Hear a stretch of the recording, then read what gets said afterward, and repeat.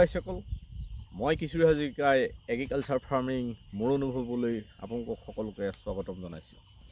আজি মই আপোনালোকলৈ এটা ভিডিঅ' লৈ আহিছোঁ।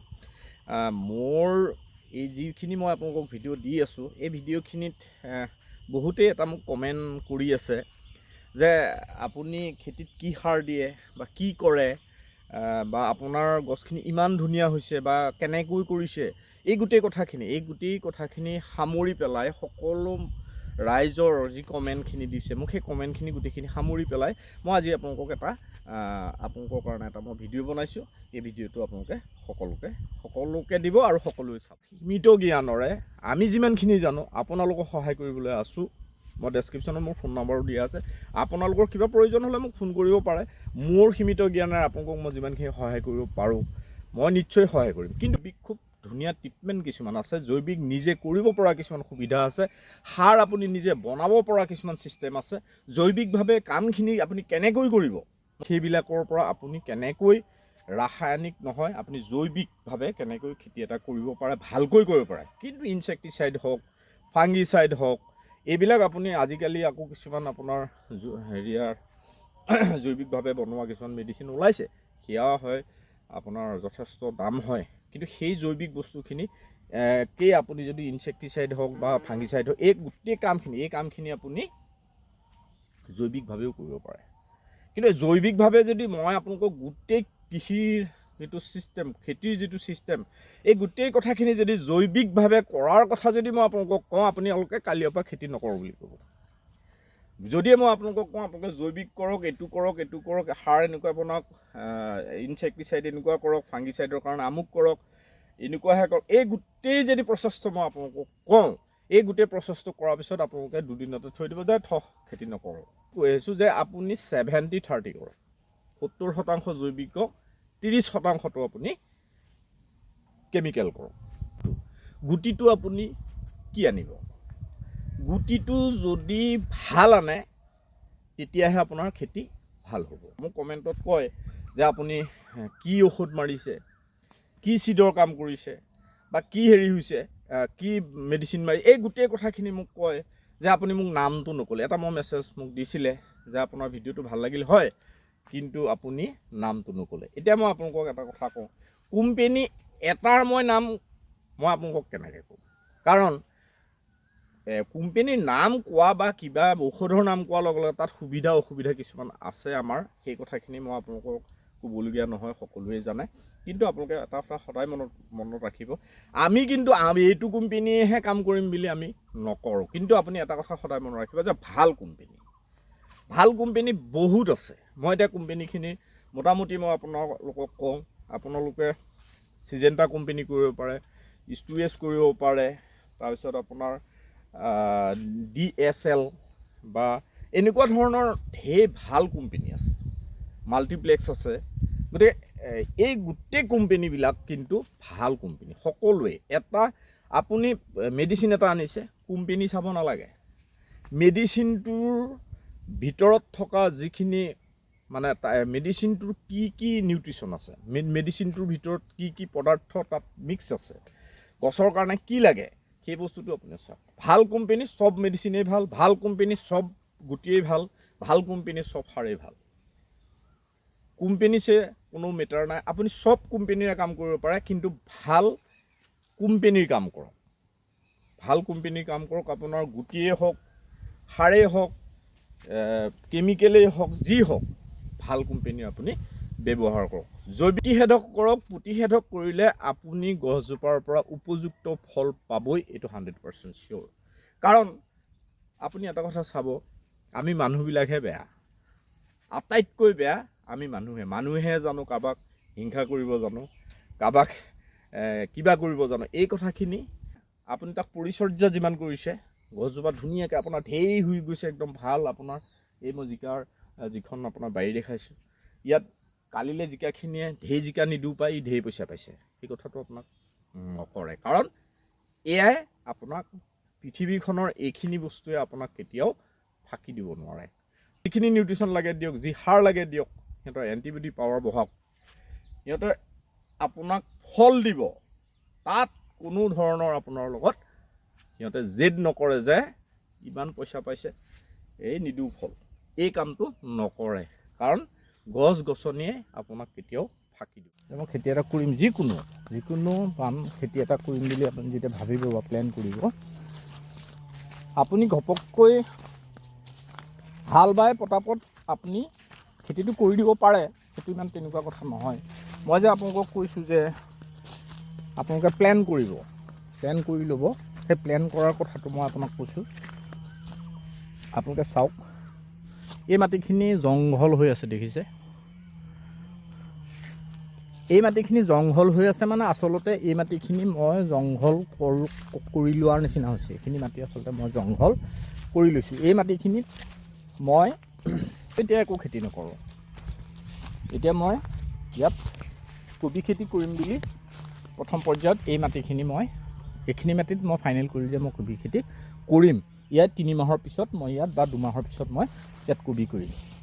এই কবি কৰাৰ আগত এই মাটিটোত মই এটা কাম কৰি থোৱা হৈছে। ইয়াত জংঘল আপুনি দেখিছে, কিন্তু তাৰ উপৰি মই ইয়াত এটা কাম কৰিছোঁ। সেই কামটো হ'ল, আপোনালোকে চাওক, এনেকুৱা কথা নাই আপুনি হালটো যেন তেনকৈ বাই দিলেই হ'ল, সেই কিবা চাহ কৰিব লাগিব বুলি কথা নাই। কিন্তু ইয়াত মই এটা বস্তু দি দিছোঁ, আপোনালোকে চাওক, এইটো দেখিছে? এইটো মই সিঁচি দিয়া হৈছে। এইটো আপোনালোকে ভালকৈ চাওক, এইটো মাটিমাহ, আপোনালোকে মন কৰিব, এইটো মাটিমাহ। এই মাটিমাহৰ যিটো গছ আপুনি দেখিছে, এয়া দেখিছে ডাঙৰে হৈছে। ইয়াৰ জংঘলৰ লগত আচলতে ইয়াৰ মাটিমাহ আছে, আপোনালোকে চাওক, এইবিলাক মাটিমাহ। মই এই মাটিমাহটো ইয়াৰ পৰা কিবা প্ৰডাকশ্যন হ'ব বা কিবা, মই মাটিমাহৰ খেতিটো মাটিমাহ পাবৰ কাৰণে মই আচলতে এই খেতিটো কৰা নাই। মই একমাত্ৰ মাটিটোৰ উৰ্বৰতা বঢ়াবৰ কাৰণে মই প্ৰথম যিকোনো খেতি এটা কৰাৰ আগত মই মাটিমাহৰ খেতিটো কৰি লওঁ। এইটো হ'ল, মই আপোনালোকক কৈছিলোঁ যে খেতি এটাৰ প্ৰথম যিটো আপোনাৰ প্ৰথম কামটো হ'ল, আপোনালোকে খেতিটো কৰাৰ আগত আপোনালোকে মাটিমাহৰ খেতিটো আপুনি মানে মাটিমাহ অলপ সেই মাটিখিনিত আপোনালোকে মাটিমাহৰ অলপ গছ হোৱাই লওক। প্ৰথম মাটিমাহটো আপুনি এয়া জিকা বাৰীডৰাত আপুনি ক'ৰবাত এতিয়াও মাটিমাহৰ গছ সৰুকৈ হ'লেও পাব। এইফালে ঠিক এয়া মই বেঙেনাৰ কাৰণে এয়া উলিয়াই আছোঁ, মালচিং কৰাই আছোঁ। ইয়াতো মই মাটিমাহ সিঁচি লৈছোঁ। এইখিনি আপোনাৰ তিতা কেৰেলা, এই তিতা কেৰেলাৰ খেতিখিনিতো আপোনাৰ মই প্ৰথম মাটিমাহ সিঁচি লোৱা হৈছিল। সিঁচি লৈ পেলাই মই এতিয়া ইয়াত তিতা কেৰেলা কৰিছোঁ। ঠিক তেনেকৈ বড়ো ধানৰ ছিজনৰ আগত মই মাটিমাহ ইয়াত পেলাই মাটিমাহৰ গছ হোৱাই লৈছোঁ। তাৰপিছত মই মাটিমাহ হাল বাই পেলাই আকৌ খেতি কৰিছোঁ।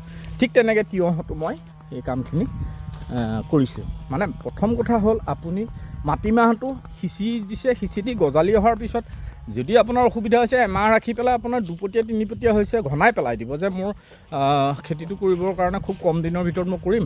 গতিকে আপুনি ঢেৰ গছ হোৱালৈতো আপুনি ৰৈ থাকিব নোৱাৰে। গতিকে আপুনি কম দিনৰ ভিতৰত কৰিব, যেতিয়া 2-3 পতীয়া হোৱালৈকে আপোনালোকে, তেতিয়া আপুনি বিঘাত 2-3 কেজি পেলাই দিব। তেতিয়া ঘন হৈ যাব। ঘন হৈ যোৱাৰ লগে লগে আপোনাৰ 2পতীয়া বা 3পতীয়াৰ 1 মাহৰ ভিতৰত হাল বাই পেলাই আপুনি খেতিটো আৰম্ভ কৰক। এইটো হ'ল প্ৰথম পৰ্যায়ৰ নিয়ম। যিকোনো খেতিটো কৰাৰ আগত মই যিটো কথা কৈছোঁ, আপোনালোকে 1 বিঘাত 1 কেজি মাটিমাহ আপোনালোকে মানে ঢেৰ হাল বাবলগীয়া কথা নাই, এবাৰ হাল বালে আৰু মাটিমাহটো পেলাই দিয়ক। এইটো খৰালি বাৰিষা বুলি কথা নাই, যেতিয়াই সময় হয় আপুনি মাত্ৰ মাটিটো এনেই পৰি থাকিছে তেতিয়াই আপুনি যে মই খেতি কৰিমহে, কৰা নাই, সেই সময়খিনিত লগালগ এটা খেতি উঠায়ে আপুনি হাল বাই পেলাই মাটিমাহ অলপ পেলাই দিয়ক। এই কামটো প্ৰথম কৰিব। এই কামটো কৰি দিয়াৰ লগে লগে মাটিটোৰ উৰ্বৰতাটো বাঢ়িব। মাটিমাহৰ পৰা নাইট্ৰজেন বা এনেকুৱা ধৰণৰ গোটেই যিখিনি হেৰি লাগে, এইটো সম্পূৰ্ণৰূপে গোটেই এজোপা গছক যিখিনি লাগে সেইখিনি আপুনি মাটিমাহ খেতিটো কৰি দিয়াৰ লগে লগে তাৰ পৰা বহু কিছু উৰ্বৰতা আপোনাৰ আহি যাব। প্ৰথম কথা এইটো। গতিকে মই এই তিয়হ কৰাৰ আপুনি দেখিছিলে, এই তিয়হ খেতিটোৰ আগত ইয়াত মই আপোনালোকক দিছোঁ, মই আগতে ভিডিঅ' দিছোঁ, ইয়াত মই আলু কৰিছিলোঁ। আলু যিটো সেই জাবৰেৰে ঢাকি পেলাই আলুটো কৰিছিলোঁ, সেই আলুটো কৰি আলু উঠাই দিয়াৰ লগে লগে মই ইয়াত হালো বোৱা নাই। এই যিটো মাটি আপুনি আলু খানোতে যিটো গুড়া মাটি হৈছিলে, মই তাতে এইখিনি জেগাত মই সৰিয়হ অলপ মাটিমাহ অলপ মই সিঁচি দিলোঁ। মাটিমাহখিনি সিঁচি পেলাই আপোনাৰ ঠিক 2-3 পতীয়া হৈছে, এনেকুৱা হৈছে মই আকৌ হাল বাই পেলাই এই খেতিটো কৰিছোঁ। ঠিক তেনেকৈ বড়ো ধানতো মই প্ৰথম যেতিয়া হাল বাইছিলোঁ, সেইটো আপোনাৰ জানুৱাৰী মাহত মই যেতিয়া হাল বাইছিলোঁ, মানে ৰোৱাৰ আগত প্ৰথম হাল মাৰোঁতে আপোনাৰ মই তাত মাটিমাহ সিঁচি ডিচেম্বৰ মাহটো মই ৰাখি পেলাই তাৰপিছত বড়ো ধান কৰিছোঁ। ঠিক তেনেকৈ তিতা কেৰেলাত এই গোটেই খেতিটো কৰাৰ আগত মই অলপ মাটিমাহ সিঁচি পেলাই মই গজাই লওঁ। ঠিক তেনেকৈ এতিয়া মই আপোনালোকক নিজে দেখুৱালোঁ। সেই মাটিমাহখিনিৰ পৰা মই কিবা ফল আশা কৰা নাই আচলতে। মই তাত মাটিমাহখিনি সিঁচিছোঁ, সিঁচি পেলাই তাৰপৰা দেখিছে এতিয়া ধুনীয়া আপোনাৰ ক'ৰবাত চেও ধৰিছে, 2টা ওলাইছে। কিন্তু মই আচলতে মাটিমাহৰ কাৰণে মই খেতিটো কৰা নাই। মই সেইটো কৰিছোঁ একমাত্ৰ মাটিটো উৰ্বৰতা বঢ়াবৰ কাৰণে মই তাত মাটিমাহৰ খেতিটো কৰিছোঁ। কাৰণ সেই মাটিটোত হয়তো আৰু 3 মাহৰ পিছত বা 2 মাহৰ পিছত মই তাত কবিৰ খেতি কৰিম। ঠিক তেনেকুৱা কথা, সেইটো প্ৰথম পৰ্যায়ৰ কাম বুলি মই আপোনালোকক কৈছোঁ। গতিকে সেই কামটো কৰাৰ পিছত আপোনালোকে মাটিটো ধুনীয়াকৈ সুন্দৰকৈ আপোনালোকে উলিয়াই ল'ব।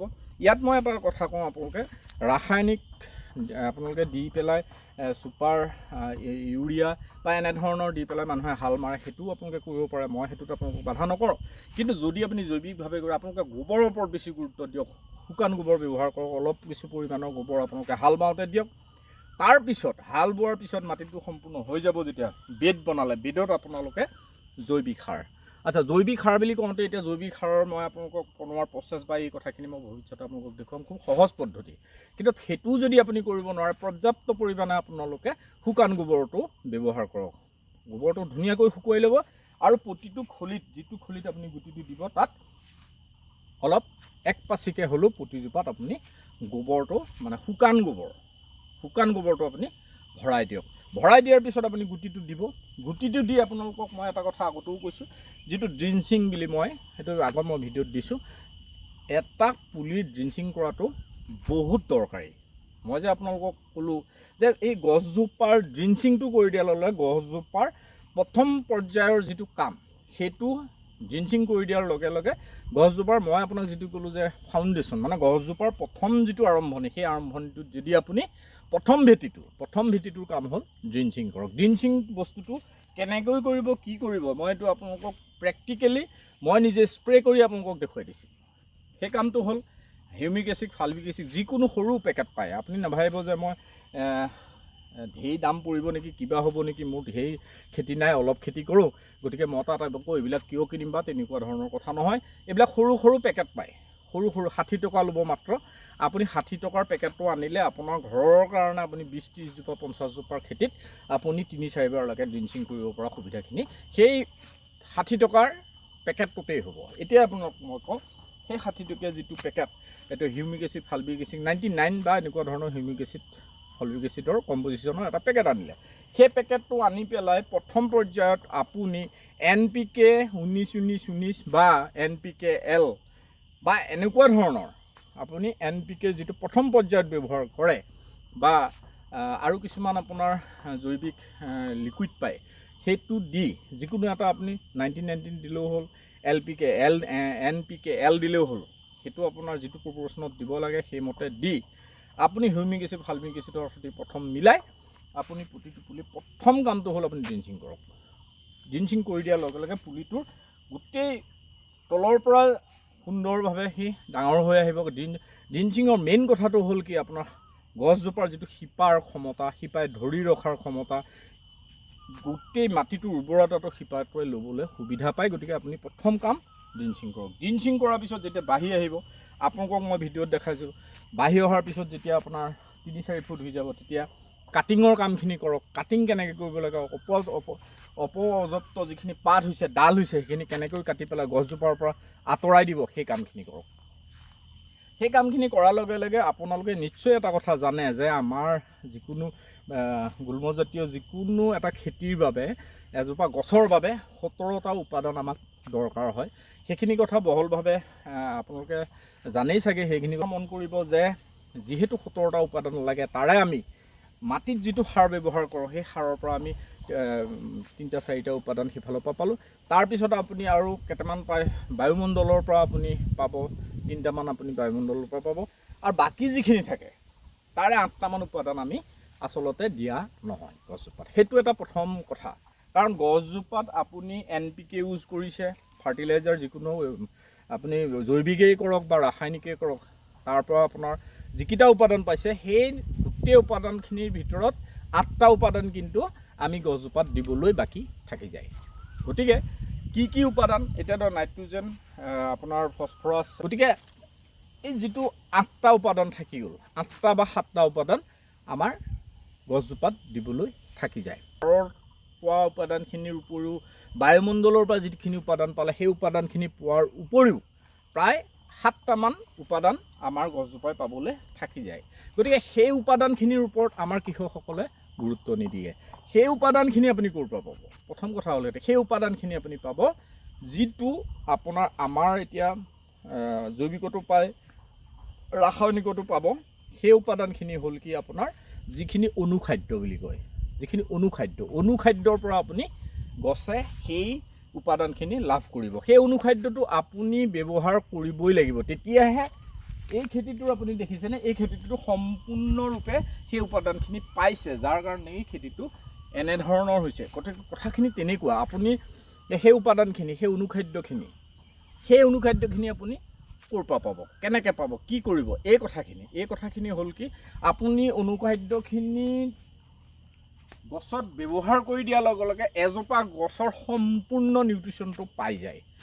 একদম তলৰ পৰা ওপৰলৈ যিমানখিনি লাগে, যিমানখিনি উপাদান লাগে গছজোপাই পায়। গতিকে এই যিটো অনুখাদ্য, সেই অনুখাদ্যটো আপুনি খেতিটো কৰোঁতে সদায় ব্যৱহাৰ কৰিব। মই অনুখাদ্যটো কি ব্যৱহাৰ কৰিব সেইটো মই আপোনালোকক ক'বলগীয়া কথা নহয়, আপোনালোকে চবেই জানে যে যিকোনো এটা অনুখাদ্য, আপোনাৰ ভাল কোম্পানী যিকোনো অনুখাদ্য ব্যৱহাৰ কৰিলেই হ'ল। সেইটো অকল বোলে আপুনি এটা কোম্পানীহে ব্যৱহাৰ কৰিব নহয়, ভাল কোম্পানী বহুত আছে, মই আপোনালোকক কৈছোঁ। এই কোম্পানীবিলাকৰ ভিতৰত আপোনালোকে এটা অনুখাদ্য গছজোপাত ব্যৱহাৰ কৰক। অনুখাদ্যটো ব্যৱহাৰ কৰি দিয়াৰ পিছত আপুনি আৰু এটা চাব লাগিব, গছজোপাত সদায় বেমাৰ লাগিবলৈ নিদিব। বেমাৰ নলগাকৈ কেনেকৈ ৰাখিব সেইটো কাম কৰক। সেইটোৰ কাৰণে সদায় আপোনালোকে ইয়াত যিটো ছিষ্টেমেটিক কাম কৰক, ছিষ্টেমেটিক ফাংগিচাইডৰ কাম কৰক, ছিষ্টেমিক ফাংগিচাইড ইউজ কৰক। কিন্তু আপুনি কণ্টেক্ট ফাংগিচাইড ইউজ কৰিম বুলি নাভাবিব। বেমাৰ লগাৰ পিছত আপুনি যিটো ইউজ কৰিব তাৰ সলনি আপুনি ছিষ্টেমেটিক আৰু কণ্টেক্ট ফাংগিচাইড কম্বিনেশ্যন একেলগে পাব পাৰে, সেইটো হ'লেও হ'ল, আপুনি সেইটো ব্যৱহাৰ কৰক। আৰু ইনছেক্টিচাইডৰ কথা আপোনালোকক কওঁ, ইনছেক্টিচাইড আপোনালোকে পাৱাৰটো সদায় চেঞ্জ কৰি থাকিব। আজি এটা ইনছেক্টিচাইড ইউজ কৰিলে দুটা স্প্ৰে দুদিন, এসপ্তাহ 10 দিন যিটো আপোনাৰ তাত লেখাই থাকে, সেইটো অনুপাতে আপুনি দুটা ষ্টেজ মৰাৰ পিছত আকৌ সেইটো চেঞ্জ কৰি দিব, বেলেগ এটা কৰি। তাৰমানে কি হয়, আমাৰ যিবিলাক পোক পৰুৱা, সেই পোক পৰুৱাবিলাকে এটা যেতিয়া ইনছেক্টিচাইড সিহঁতে গোন্ধ লৈ থাকে বা খাই বা গোন্ধ লৈ বা এনেকৈ থাকোঁতে সিহঁতৰ সেই একেটাকে ইউজ কৰাৰ পিছত সিহঁতে সেইটোৰ পৰাই এটা পাৱাৰ পাই যায়, যে মানে সিহঁতক সেইটোৱে এটা সময়ত গৈ কামত নিদিয়া হয়। সিহঁতে সেইটো ব্যৱহাৰ সদায় সেইটো গোন্ধ পাই থাকোঁতে বা সেইটো সিহঁতে লৈ থাকোঁতে এটা সময়ত গৈ সিহঁতে সেইটো সহ্য কৰিব পৰা হৈ যায় বা সেইটোৱে সিহঁতক একো এফেক্ট নকৰে। তেতিয়া আপুনি ইনছেক্টিচাইডটো সেইকাৰণে মানে 2 এবাৰ কৰাৰ পিছত সেইটো চেঞ্জ কৰি দিব লাগে। সেইটো চেঞ্জ কৰি বেলেগ ইনছেক্টিচাইড আপোনালোকে ব্যৱহাৰ কৰক, যিটো নেকি আকৌ যেতিয়া সেই পোকটোৱে বেলেগ এটা ইনছেক্টিচাইডৰ প্ৰভাৱ পৰি যাব, তেতিয়া পোকটো মৰি যাব বা আঁতৰি গুচি যাব বা কিবা হ'ব। গতিকে এই কামখিনি কৰক। এই কামখিনি কৰাৰ পিছত 100% আপোনালোকে ৰিজাল্ট পাবই, আপোনালোকৰ কোনো অসুবিধা নহয়। আৰু তাৰ মাজে মাজে আপোনালোকে ইয়াত কৰিবলগীয়া কথাটো হ'ল, প্ৰথম কথা অনুখাদ্যটো, দ্বিতীয়তে কথাটো সাৰটো NPK আপোনালোকে ফৰ্মত যিটো লিকুইড সাৰ পায় সেইটো আপোনালোকে ইউজ কৰক। গছজোপাই সাৰটো লিকুইড আকাৰত যিটো আমাৰ সাৰ আছে সেইটো গছজোপাই ল'বৰ কাৰণে সুবিধা হয়। প্ৰথম কথা এই গোটেই কথাখিনি বিস্তৃতভাৱে কৃষক খেতিৰ বিষয়ে কথা যদি আপোনাক মই দিনে ৰাতিও কৈ থাকোঁ, এইটো শেষ নহয়। কিন্তু আপোনালোকে নিজেই অলপ কষ্ট কৰক, চাওক, মই যিমান পাৰোঁ আপোনালোকক সহায় কৰিম। এনেধৰণে কৰক, এই প্ৰচেছত আপোনালোকে খেতিটো কৰক, আপোনালোকৰ 100% ৰিজাল্ট পাবই, কোনো অসুবিধা নাই।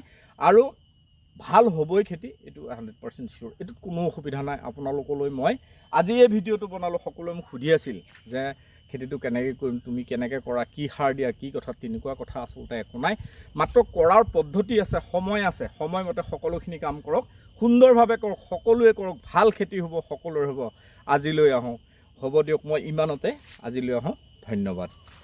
ভিডিঅ'টো যদি ভাল লাগিল আপোনালোকে মোক কমেণ্টত জনাব, এটা লাইক কৰিব, শ্বেয়াৰ কৰিব আৰু মোৰ ভিডিঅ'টো যদি আপুনি নতুনকৈ চাই আছে এটা ছাবস্ক্ৰাইব কৰিবলৈ নাপাহৰিব আজিলৈ আহোঁ ধন্যবাদ